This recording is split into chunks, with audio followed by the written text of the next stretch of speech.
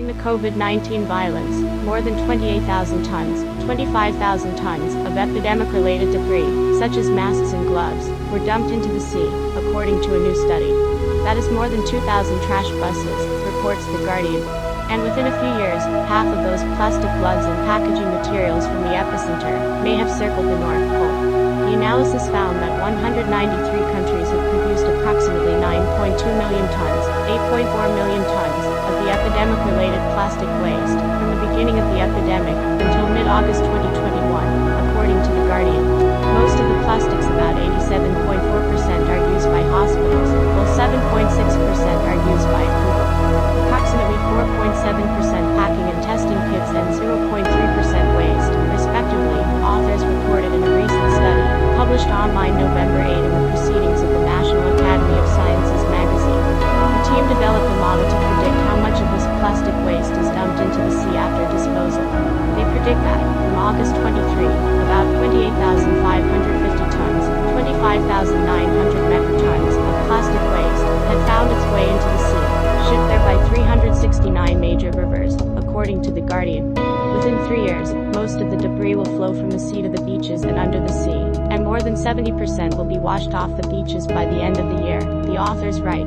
In the short term, the litter will have an impact especially on coastal areas near its original sources. In the long run, litter spots may form in the open sea, the model predicts. For example, patches may accumulate in the northeast Pacific and southeast of the Indian Ocean. And the plastic being swept towards the Arctic Circle will come to an end, and much of it will soon sink into the ocean, the model predicts. Researchers also predict that a circumpolar plastic accumulation zone will be built in 2025. And by the end of this century, the model suggests that almost all epidemic-related plastics end up in seawater, 28.8%, or beaches, 70.5%, which is likely to damage the benthic ecosystem, meaning deep regions of the country. The recent epidemic of COVID-19 has led to an increase in the demand for single-use plastic, which intensifies the pressure on the already uncontrollable problem, the study authors wrote. These findings highlight rivers and wetlands that require special attention in the management of plastic waste. In particular, this study highlights the need for better systems for the collection, treatment, and disposal of medical waste in developing countries, so that it does not enter rivers in the full need, to reduce the use of plastics used, and to increase the use of other sustainable methods, where possible. An investigation conducted in March unveiled the first case of a fish trapped in a medical glove, found during a canal cleaning operation in Leiden, Netherlands. In Brazil, a PFF2 protective mask was found in the stomach of a dead Magellan penguin. Scientists predict that by the end of the century, almost all of the epidemic-related plastics will end up in the oceans or beaches.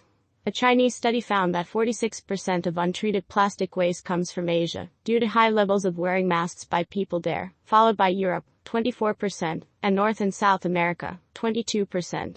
The largest of these was Shatt al-Arab in southeastern Iraq, which carried 5,200 tons of PPE waste to sea. The Indus River, which originates in western Tibet, carries 4,000 tons, and the Yangtze River in China carries 3,700 tons.